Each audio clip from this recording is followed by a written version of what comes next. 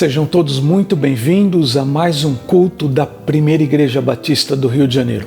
De corações abertos, recebemos todos vocês. Recebemos também Iero Madrigal, grupo musical aniversariante nesta manhã. 37 anos abençoando o ministério desta igreja. Nós somos muito gratos a você. Iero é um prefixo que quer dizer sacro. Madrigal é uma forma musical ou também uma forma poética. Portanto, Iero Madrigal, vocês nos abençoam com a vida de vocês, com a música de vocês.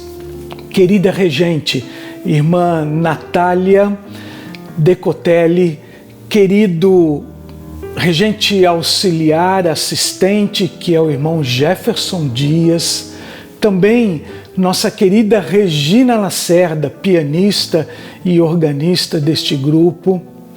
Agradecemos também irmã Zumira, presidente há muito tempo do Iero Madrigal. Obrigado a todos vocês pelo ministério que vocês têm realizado entre nós. Mas não podemos deixar de agradecer aos coristas. O exemplo de vocês e muito nos ajuda a lembrar que precisamos sim cuidar das coisas de Deus através da dedicação dos nossos dons e dos nossos talentos. Portanto, neste culto, parabéns, Iero Madrigal, 37 anos. Foi lá em 1984 que vocês nasceram e até agora a experiência de ouvir vocês, o repertório de vocês nos abençoam em todos os cultos. Muito obrigado pelo serviço cristão de cada um de vocês. Queremos lembrar a todos vocês, olha só, mês de agosto, próximo mês do aniversário da Primeira Igreja Batista do Rio de Janeiro, comemoraremos 137 anos. À luz do que aconteceu no ano passado, quando nós nos cultos tivemos várias peças interessantes inseridas dentro do culto, este ano nós vamos repetir a pedido o mosaico das fotos antigas e fotos atuais. Portanto, se você quiser fazer parte novamente ou quiser estrear no mural de fotos da Primeira Igreja Batista do Rio de Janeiro, que será inserido nos cultos, você pode participar, membro ou não, de nossa igreja. Está participando dos cultos? Está conosco nos cultos? Você pode tirar uma foto e mandar para nós. Temos só 3 orientações para vocês. Primeira orientação: todas as fotos precisam ser com celular na horizontal, nunca celular na vertical, certo? Então, primeira orientação, celular na horizontal. Segunda orientação, mande a sua foto até 31 de julho deste mês. Portanto, o último dia deste mês de julho é o deadline, é o dia final para você mandar a sua foto. Nós queremos que você mande para este endereço eletrônico que já está aqui à sua disposição, pibrj137@gmail.com. Irmão Marcos Balesteiros irá ajudar você nas dicas e nas orientações a respeito da formatação deste mural de fotos. A última informação: quando você enviar o seu e-mail, por favor, mande o nome completo de todos que estão participando naquela foto. Mande a sua localização, como por exemplo cidade, estado e até mesmo o país. Nós precisamos disso para os nossos créditos dentro do culto. Depois de mandar a sua localização, é claro, se você for membro de uma igreja, por favor, mande essa informação se você assim quiser.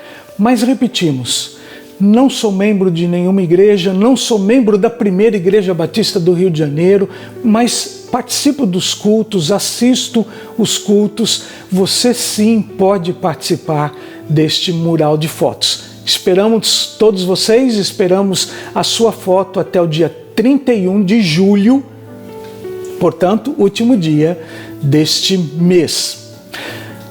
Para a tua missão, aviva-nos. Estamos vivendo tempo de missões, Missões Rio, Convenção Batista Carioca. Abra seu coração, abra sua vida para este grande desafio missionário. Por que se queixa o homem? É uma indagação que a Bíblia nos apresenta no livro de Lamentações, capítulo 3, verso 39. Por que se queixa o homem? Queixe-se cada um dos seus próprios pecados.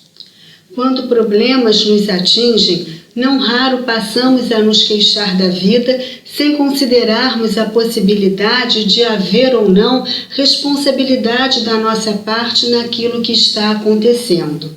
Deixamos que a amargura tome conta do nosso coração, esquecidos de que algumas das aflições que nos afetam têm origem nos nossos próprios erros e atos de desobediência aos ensinamentos do Senhor. Então a palavra de Deus nos adverte: queixe-se cada um dos seus próprios pecados. Se assim fizermos, entenderemos que certos sofrimentos são a oportunidade que Deus nos dá para o arrependimento e acerto dos nossos passos, como nos orienta a fazer o verso 40. Examinemos bem os nossos caminhos e voltemos para o Senhor. É o que faremos agora, é momento de confissão. Senhor, quantas bênçãos recebemos diariamente das Tuas mãos e nem sempre expressamos a nossa gratidão tão prontamente como nos queixamos dos problemas que nos atingem, ainda que alguns deles aconteçam porque deixamos de observar os Teus ensinamentos. Não queremos ser murmuradores. Por isso, estamos agora examinando os nossos caminhos, confessando os nossos pecados e pedindo perdão. Perdoa-nos e ajuda-nos a viver de acordo com a Tua palavra. Em nome de Jesus. Amém.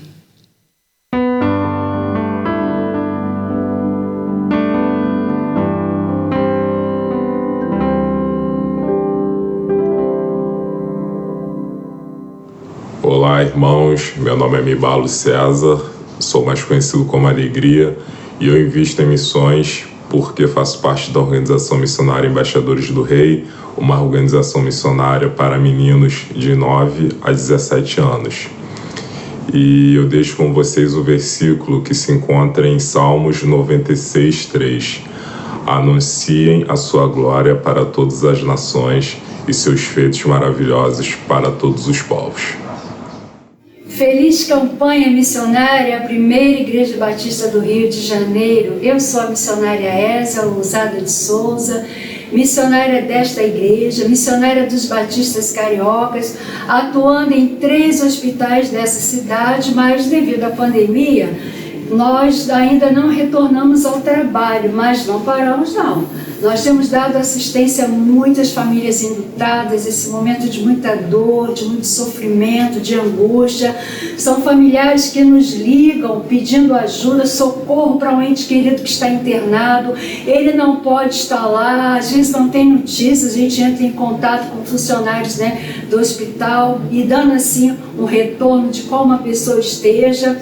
Gravamos também mensagens, orações e numa dessas gravações a pessoa nos deu um retorno dizendo: olha, eu estava desanimada, abatida, a mensagem me levantou, a oração me ajudou, eu não posso perder a esperança. E ela disse: você se importou comigo? Ela disse: não se esqueça de mim. E nós não podemos esquecer porque Deus não esquece, Ele é refúgio, Ele é fortaleza, Ele é socorro bem presente na hora da angústia. E se você ainda, irmão, não faz parte dessa obra missionária, venha fazer parte. Nós também atuamos na ação social com cadeiras de rodas, muletas, uma cadeira higiênica, distribuição de máscaras, né, nos hospitais. De repente você tem essas coisas em casa, não está usando, o paciente tem alta, precisa desses objetos, a família não pode comprar, então você pode fazer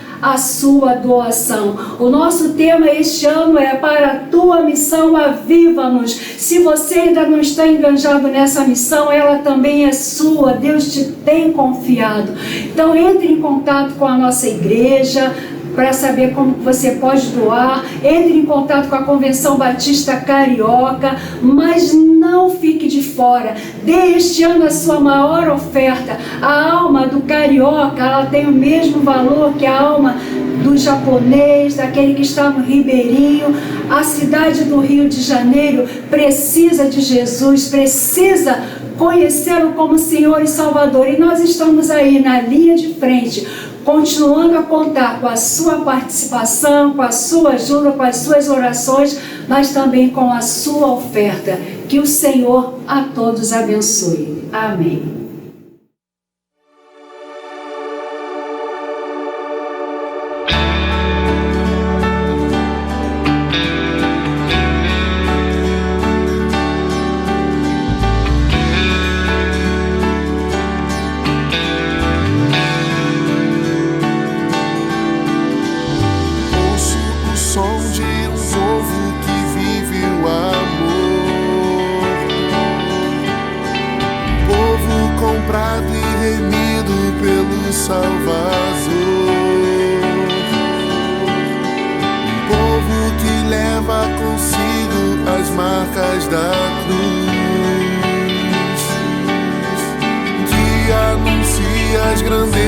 Do amor de Jesus, tua palavra com poder anunciar e a tantos perdidos resgatar. Um novo tempo chegou, vamos compartilhar.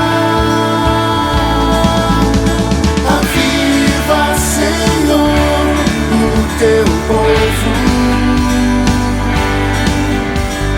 faz-nos cumprir o teu querer, usa-nos como um renovo, tua missão obedecer, aviva-nos.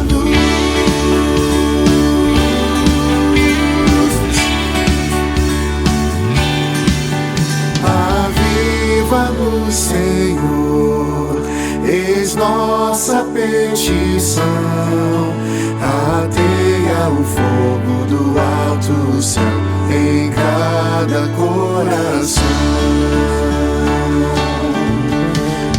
Aviva-nos, Senhor, eis nossa petição, ateia o fogo do alto céu em cada coração.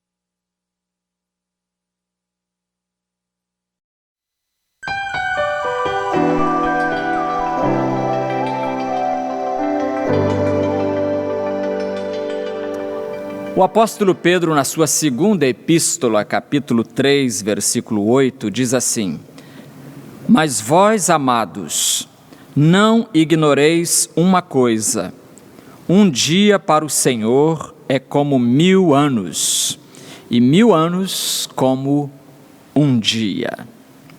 Oremos. Senhor precioso, Senhor do tempo, do passado, do presente, do futuro, da eternidade, nós te louvamos porque estamos novamente reunidos e podemos nos aglomerar em torno da Tua Palavra para que ela influencie e modifique os nossos pensamentos, especialmente aqueles que não se conformam com a Tua vontade. Muda-nos e abençoa-nos agora, em nome de Jesus. Amém. Um servo de Deus chamado Kairós.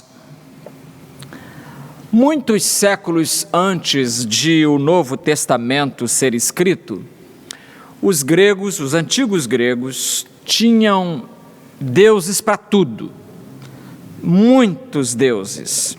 E entre esses milhares de deuses que eles tinham, havia um que se chamava Kairós. Kairós, portanto, era um deus grego. E na mitologia, ele era habitualmente considerado o filho menor de Zeus e da deusa da prosperidade, Tiquei.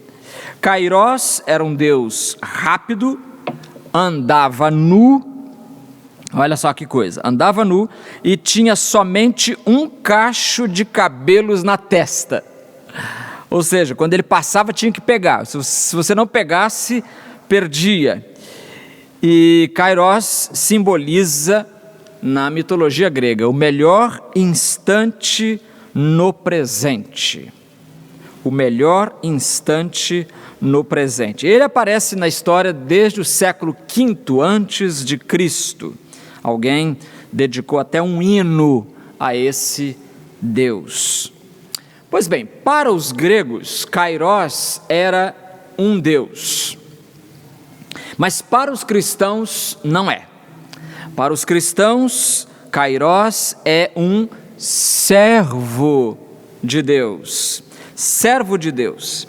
Esta palavra, Kairós, é traduzida por tempo, muitas vezes, e representa o tempo não cronológico. Não está falando de dia, de mês, de ano, mas sim o tempo próprio. Tanto que a palavra Kairós, em grego, significa o momento oportuno, o momento certo, ou o momento supremo. O grande filósofo Aristóteles, por exemplo, na sua obra Ética a Nicômaco, que é a sua principal obra de ética, ele usa a palavra Kairós num contexto que está falando de oportunidade. Então, Kairós seria oportunidade. E é a ideia de se fazer no tempo, é a ideia do tempo certo de se fazer uma certa coisa. O tempo certo de fazer uma certa coisa. Platão pergunta, inclusive, na sua grande obra, A República: pode haver qualquer dúvida de que uma obra é destruída quando não é feita kairosmente, ou seja, na hora certa? Resumindo, nós, os seres humanos, trabalhamos com o cronos, que é a outra palavra grega para tempo. Cronos é dia, mês, ano, século, mas Deus trabalha não com o cronos, mas com o kairós. Mas por que Kairós é um bom servo de Deus? Por algumas razões. Primeiramente, Kairós é um bom servo de Deus porque aponta para a soberania de Deus. Kairós aponta para a soberania de Deus. Deus age de acordo com a sua soberania. Há menos de um ano eu recebi no WhatsApp um artigo informal escrito pelo pastor Francisco Veloso, foi deputado aqui no Rio, mas agora já há algum tempo está em Vitória. E ele escreveu uma coisa que eu achei interessante e vou compartilhar com você. Diz assim: o imperador Hirohito do Japão, em 1945, final da guerra, Segunda Guerra, ele teve que sair do palácio e pegar na mão do general MacArthur, general americano, e pegar na mão aqui era um gesto até ali impossível, porque o imperador era tido como um deus e você não pegava na mão dele, mas ele teve que sair do palácio, dar a mão ao general MacArthur, que não estava nem aí para esse negócio de Deus, e o Japão tinha perdido a guerra e agora tinha que assinar a rendição. O ministro do exterior japonês, Mamoru Shigemitsu, foi quem assinou no navio chamado USS Missouri.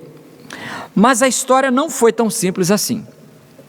Quando o imperador, que autorizou o ataque militar dos japoneses a Pearl Harbor, lá em Honolulu, no Havaí, sem declarar guerra, o imperador disse que não aceitava isto e aquilo nos termos, no documento da rendição. Não aceitava isso, não aceitava aquilo. Então MacArthur praticamente gritou com o imperador e disse: imperador, o senhor perdeu, o seu país perdeu, e os derrotados não impõem condições, apenas aceitam e assinam. Apenas aceitam e assinam. Humilhação, né? Foi se meter numa guerra. O pastor Veloso diz assim: resolvi escrever isto, porque dias atrás um cara, o artigo é bem informal, né? Um cara totalmente perdido me disse que, abre aspas, se Deus me der isto, se Deus fizer aquilo, eu o aceito na minha vida. Qual é, cara? Você está na pior, você jogou fora a sua empresa, perdeu esposa, perdeu filhos, você está derrotado por você mesmo e quer impor condições a Deus? Respondi. Aí vou, diz o pastor Veloso, concluindo, até Jó 25:2. Com Deus estão o domínio e o temor, ele faz reinar a paz nas suas alturas. Derrotados não tem outra opção, tem que aceitar e assinar. Kairós é um bom servo de Deus porque aponta justamente para isso, para a soberania de Deus. É Ele quem manda. O Criador, Javé, o Senhor, Ele criou a totalidade do tempo e preenche essa totalidade de acordo com a sua vontade. É no tempo dEle e não no nosso tempo que as coisas devem funcionar. É no kairós dEle e não no cronós nosso. No meu primeiro pastorado, batizei lá em Vila Velha, Eufélia Vieira. A conversão dela se deu em 1978 e foi uma coisa assim espetacular. Ela é muito bem relacionada na sociedade, uma mulher rica, digamos assim, lá naquele contexto. E eu fiquei sabendo, isso em 78, fiquei sabendo que uma amiga nossa que havia estudado aqui no IBER, no mesmo tempo em que eu fiz o seminário, ela estava em Vila Velha e estava na casa de sua prima Eufélia, que não era crente. Essa mulher rica, chamada Eufélia, não era crente. E era uma quarta-feira, 12:30, 1h, início da tarde. Naquele tempo, iniciando o ministério, eu usava toda a tarde da quarta-feira para concentrar os pensamentos no culto da noite, sobre os hinos a cantar, o texto, né, a ser utilizado, enfim, o sermão, definir o sermão. Então eu usava essa tarde para isso.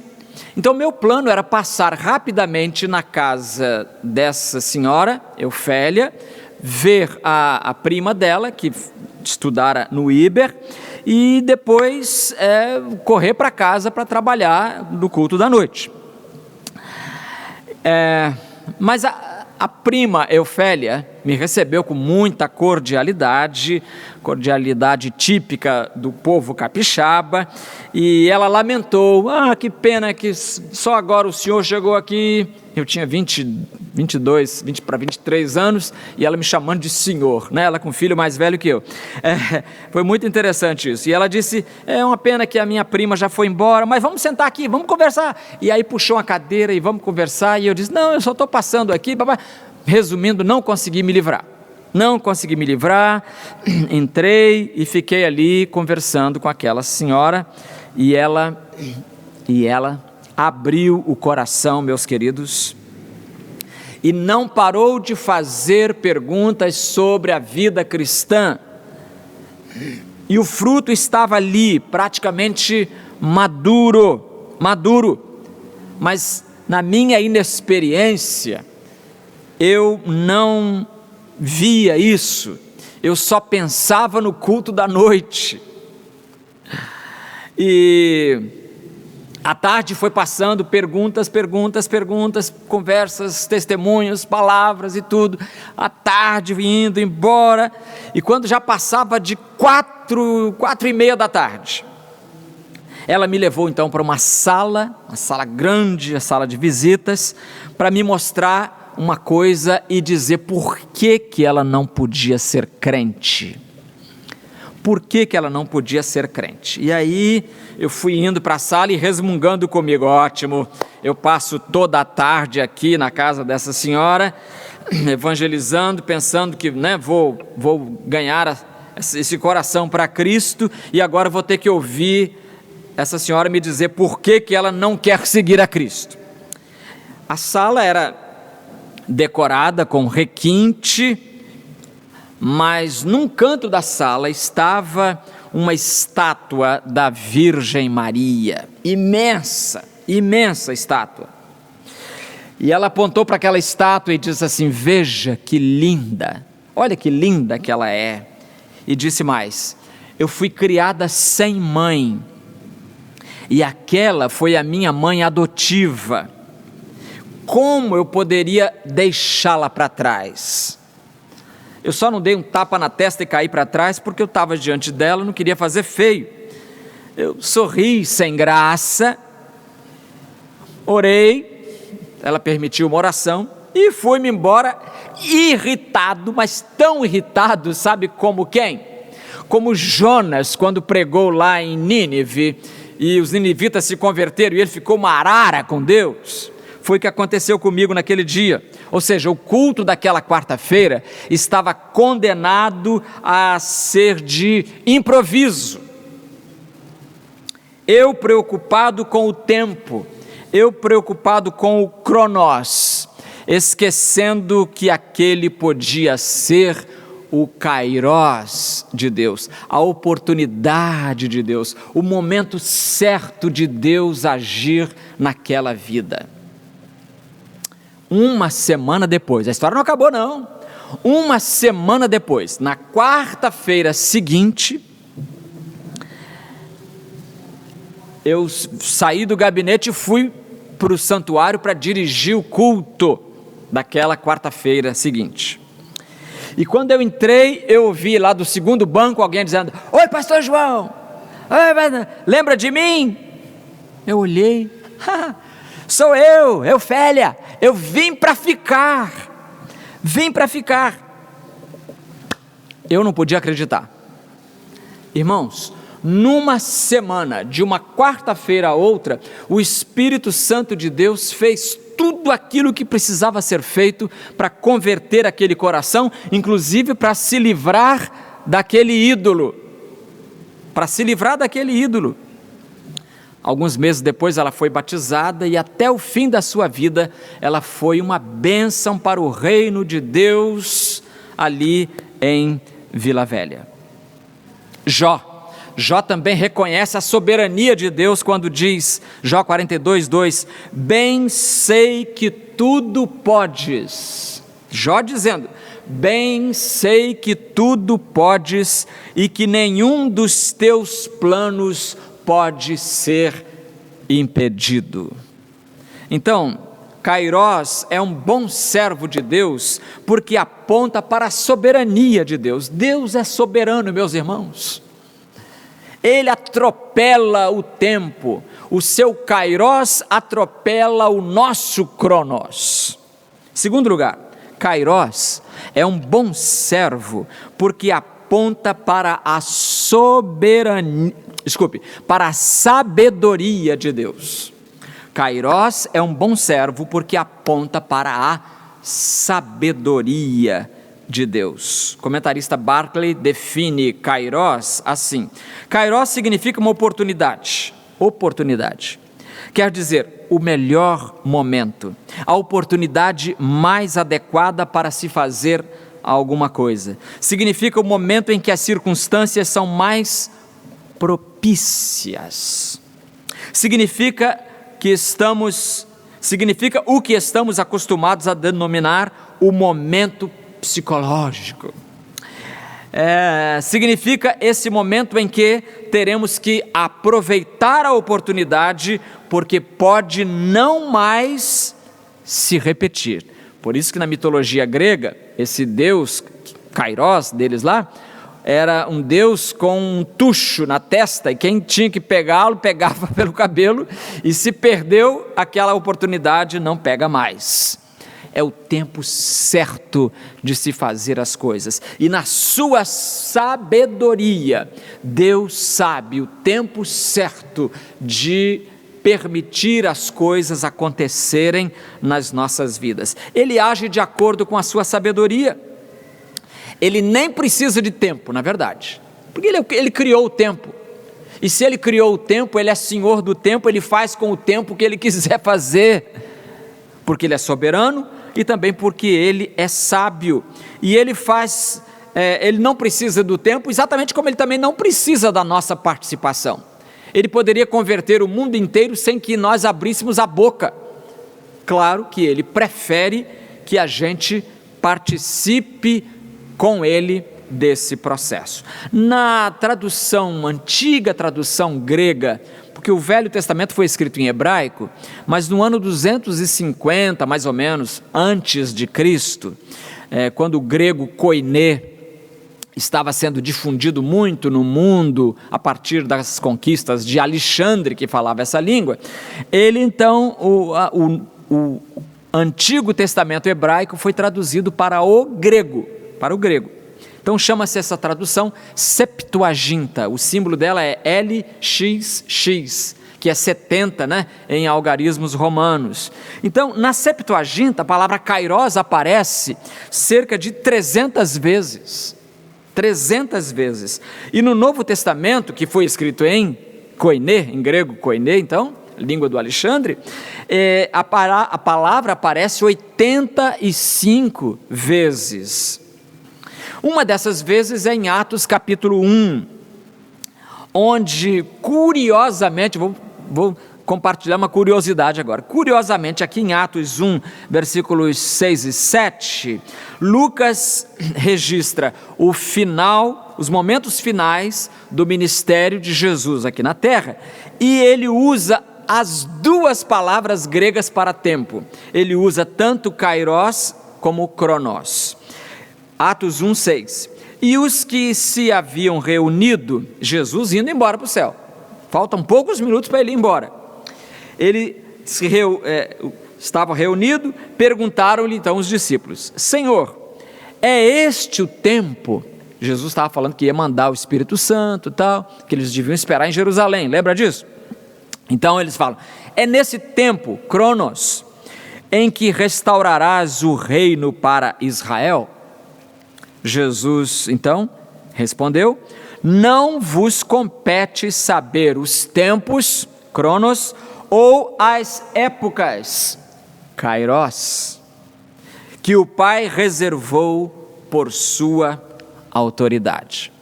Não vos compete. O Pai sabe o melhor momento, o melhor tempo, a melhor hora, o melhor dia. Ele é senhor do tempo, ele sabe a hora certa em que deve agir, em que vai atuar. Então, meu amigo, se você, porventura, estiver orando a Deus e pedindo a Ele uma bênção tal, e você menciona a bênção, e você pede 1 dia, 2 dias, 3 dias, 1 semana, 1 mês, 1 ano, 1 século, uma vida inteira pedindo a mesma bênção e ela não acontece, lembre-se disso.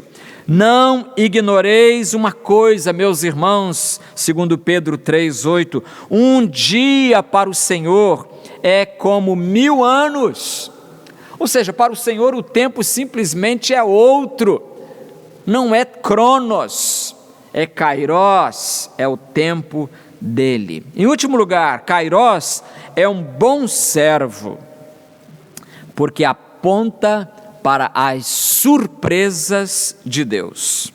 Surpresas.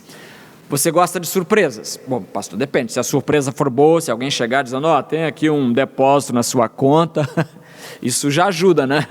Ou eu trouxe aqui, eu fui a Miami, voltei e estou trazendo aqui um presente para você. Aí você se alegra, né? Surpresa boa. Surpresa boa. Ou quando o médico diz, olha, é negativo. Ótimo.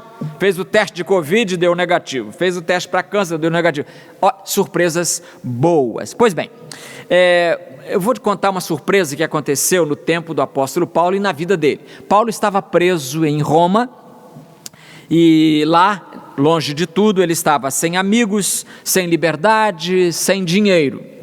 Um dia, o guarda romano gritou no corredor assim, prisioneiro Saulo de Tarso, visita para você.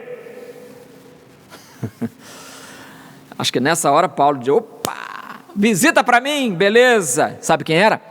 Era Epafrodito. Ih, pastor, para mim isso não é surpresa nenhuma. Quem é esse tal de Epafrodito? Tá bom, tem que ler mesmo Filipenses para saber quem era o tal do Epafrodito. Aí Paulo vai falar sobre ele. Epafrodito, o nome dele aparece em Filipenses 2:25. Epafrodito, meu irmão e cooperador, companheiro de todos, a quem enviastes. Os filipenses enviaram Epafrodito a Paulo para me socorrer nas minhas necessidades. Enviastes, ó Filipenses, Epafrodito para me socorrer nas minhas necessidades. O resumo da história, então, fica claro para a gente, né?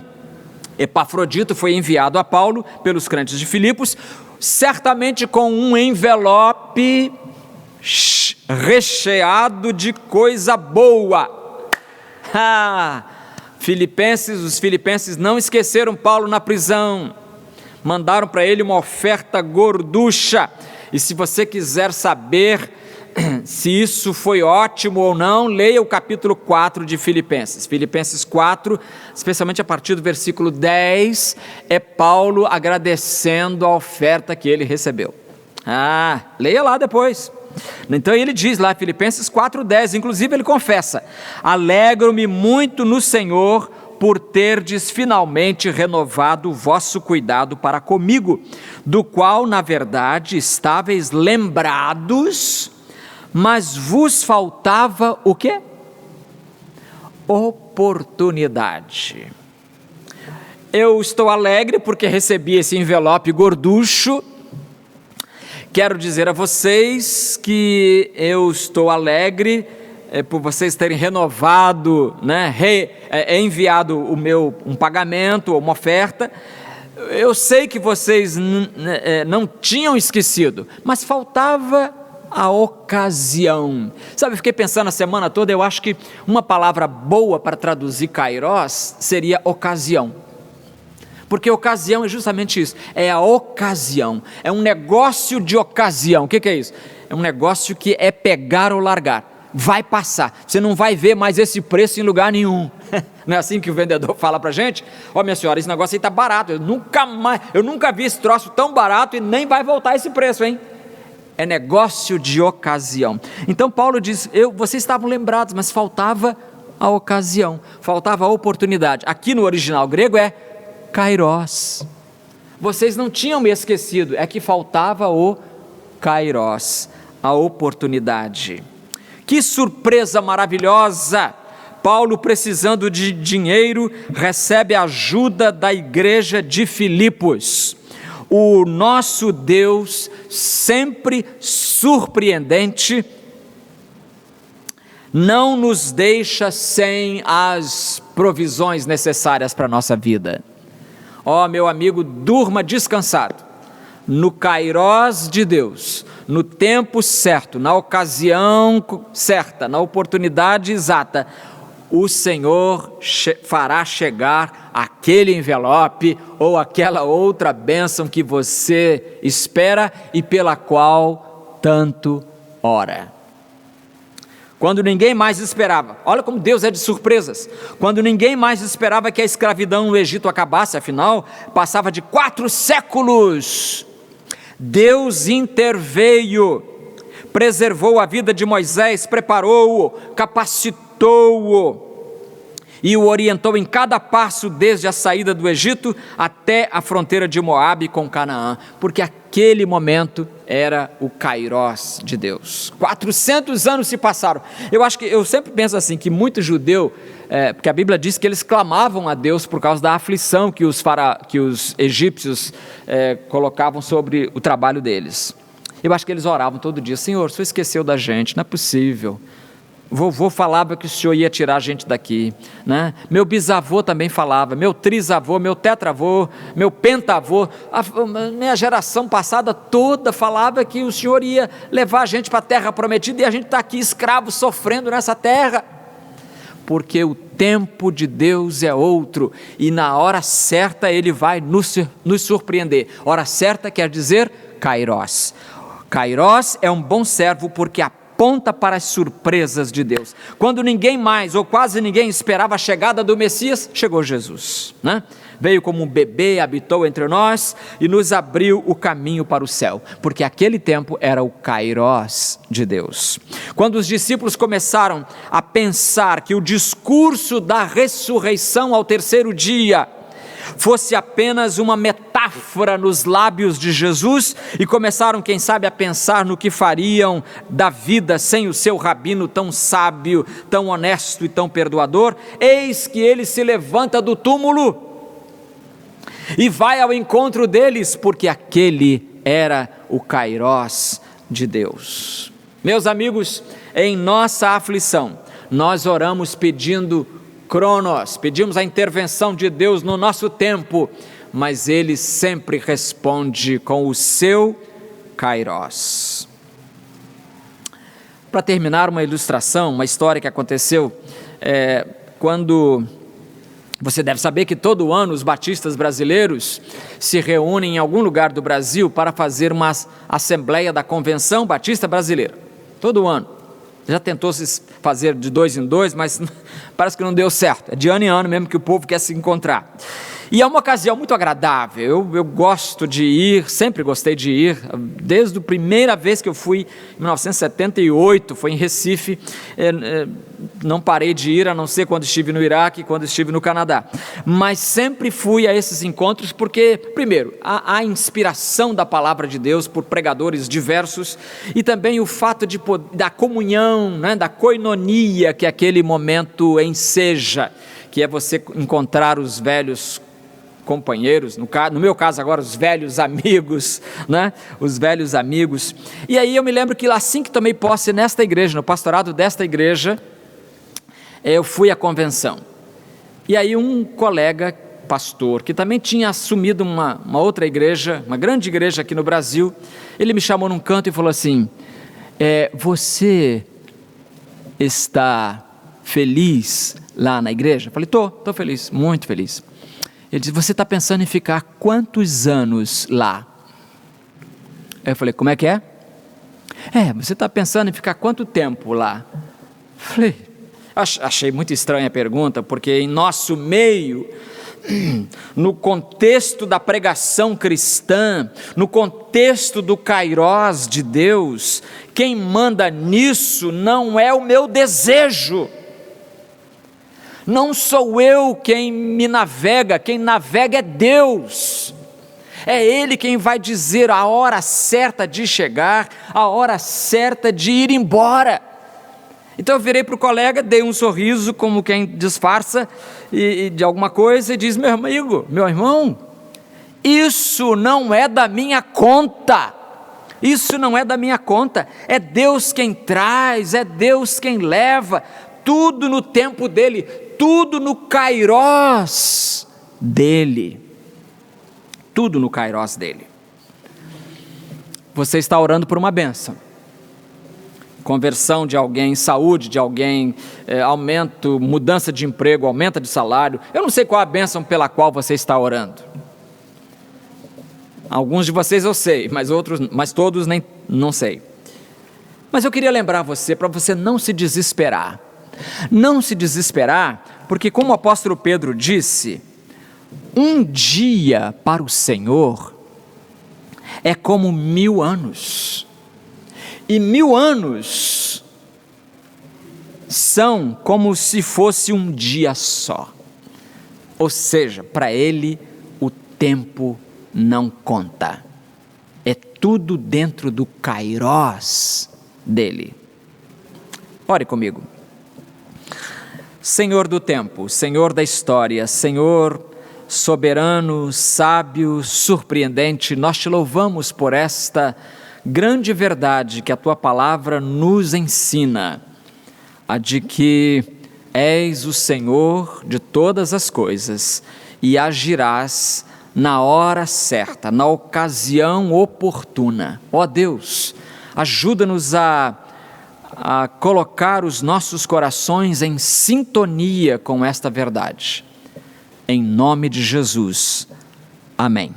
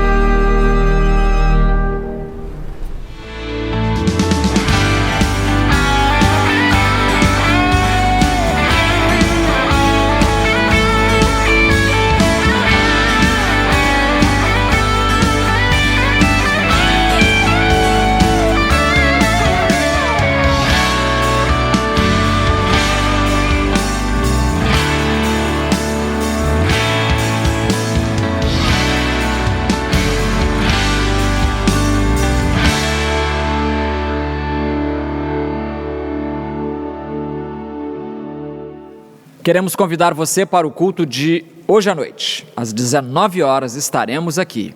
Nós ainda estamos vivendo dentro do Cronos, dentro do tempo, e por isso nós temos que marcar a hora para começar e a hora para terminar. 19 horas estamos aqui, 20 horas terminamos e você é nosso convidado. Aproveite a tarde, aproveite o dia para enviar o link deste culto, do culto da noite, para os seus amigos, para os seus parentes, para os vizinhos, para os colegas de trabalho, enfim, para uma pessoa que você suponha esteja necessitando de ouvir a palavra de Deus. Senhor, nós nos despedimos desta reunião, agradecidos porque nós temos as Tuas promessas na Tua palavra e elas se cumprem a cada instante nas nossas vidas. Abençoa os nossos amigos, abençoa os nossos irmãos em Cristo, membros da nossa igreja, membros de outras igrejas, não membros ainda de nenhuma igreja, mas nós pedimos que a Tua palavra continue operando nos corações, de tal modo que essas pessoas, todos nós, possamos, assim que for possível, retornar, possamos nos reunir e ver os irmãos, se possível, abraçá-los, cumprimentá-los, mas sempre desejosos de comunhão uns com os outros. Abençoa aqueles que estão enlutados, os entristecidos, os endividados,